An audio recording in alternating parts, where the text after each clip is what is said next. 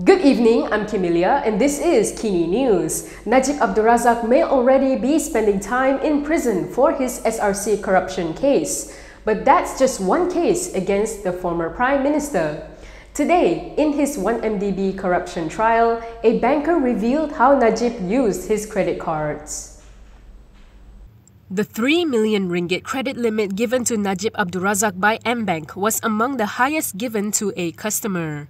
This is according to the testimony in court by former AmBank Vice President Yeoh Eng Leong. He also told the Kuala Lumpur High Court today that Najib never complained about transactions that included a 98,000 ringgit bill for a stay at a hotel in Rome in 2011. The 35th prosecution witness was giving oral evidence during this afternoon's 2.28 billion ringgit 1MDB corruption trial against Najib. During examination-in-chief by Deputy Public Prosecutor Deepa Nair Thevaharan, Yeoh was testifying over the financial statements of the Visa Platinum account ending with 5496 and Mastercard Platinum account ending with 8961. When Deepa asked the total spending for the cards as of October 2011, the witness said it was over 103,000 ringgit. During cross-examination by defense counsel Wan Aizuddin Wan Muhammad, Yeoh testified that AmBank had given the 3 million ringgit credit card limit based on the consideration of income documents. Back in 2019, during the separate SRC international corruption trial against Najib, Yeoh testified that Najib did not lodge a complaint regarding the more than 3.2 million ringgit spent using the same two credit cards between August 2014 and January 2015. MUDA, the youth-led party, which many young people thought would be Malaysia's new hope in GE15. An election which would see millions of new voters thanks to Undi 18 and automatic registration, wants to be a part of Pakatan Harapan. But will Harapan want MUDA?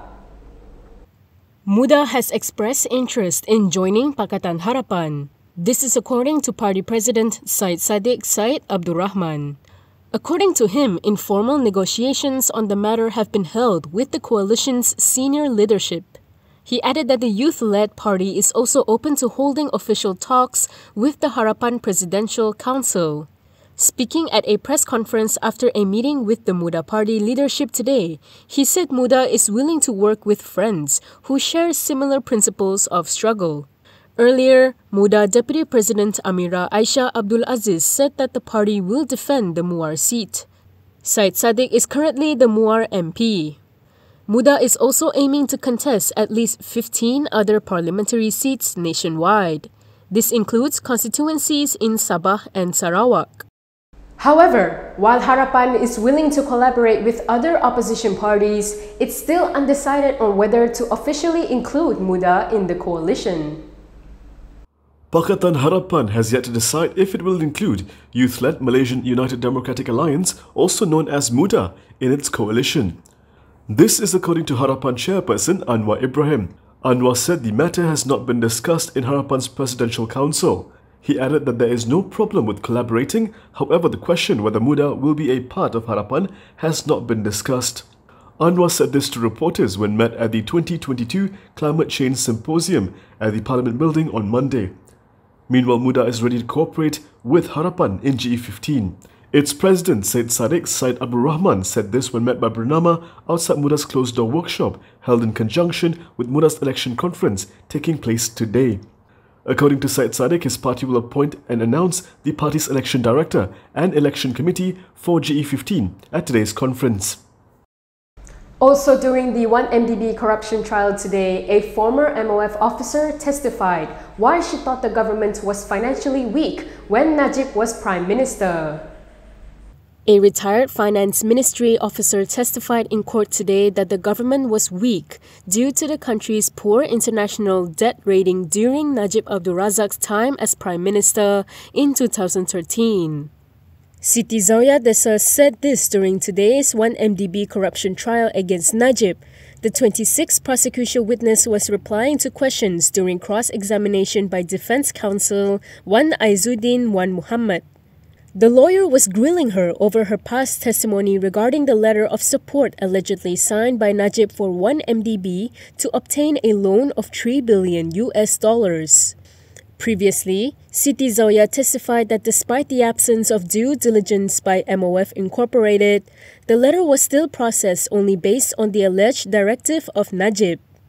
Najib's defense team had also previously, during cross-examination, highlighted her lack of awareness of the details of her own written witness statement.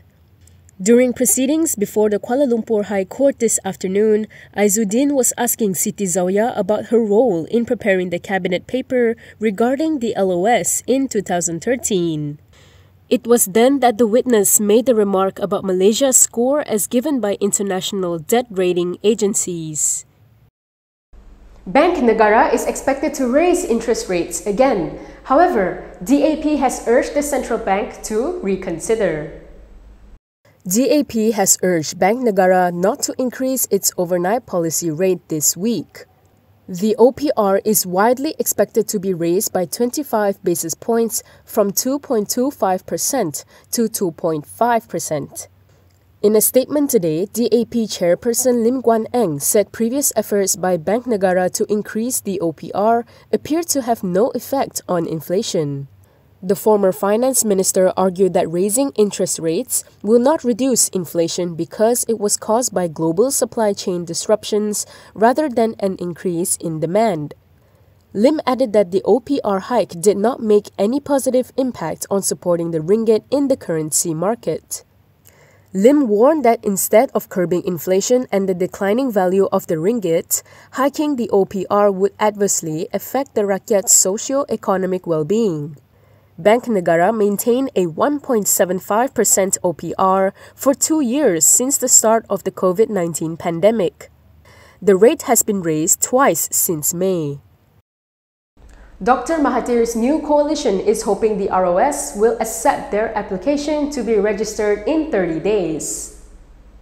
The Malay Rights Coalition, Gerakan Tanah Air, led by Dr. Mahathir Mohamad, has submitted its application to be formally registered with the Registrar of Societies today. The group hopes that the application will be approved within the next 30 days.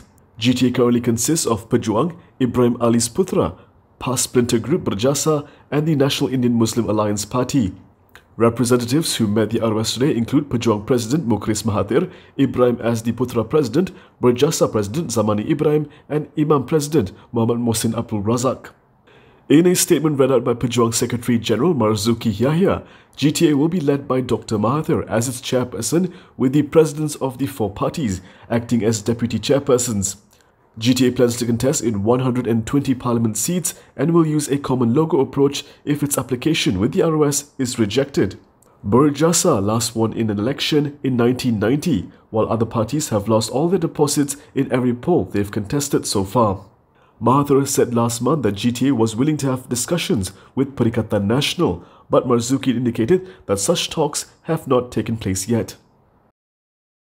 MIC is keen to retain the Tapa seat currently held by M. Saravanan and does not wish to swap unwanted seats with UMNO. MIC is not interested in contesting the Pulai parliamentary constituency in the 15th general election.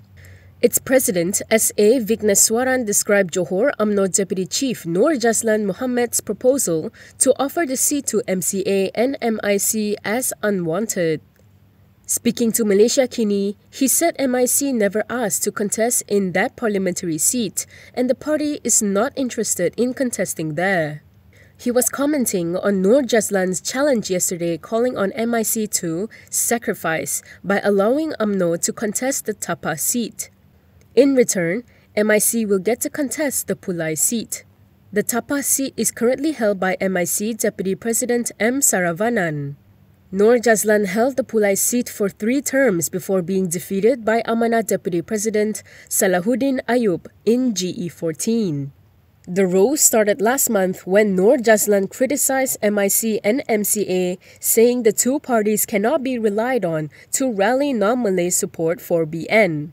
Nur Jazlan said the two parties have become too dependent on UMNO. In response, Saravanan called Nur Jazlan delusional and that people like him were the reason why BN lost in the last general election. And that is all from me today. For more stories, you can go to KiniTV.com. You can also follow us on Instagram, Twitter, YouTube, and Facebook for the latest news updates. If you'd like to support independent media, do consider subscribing to MalaysiaKini.com. I'm Kimilia. Thanks for watching.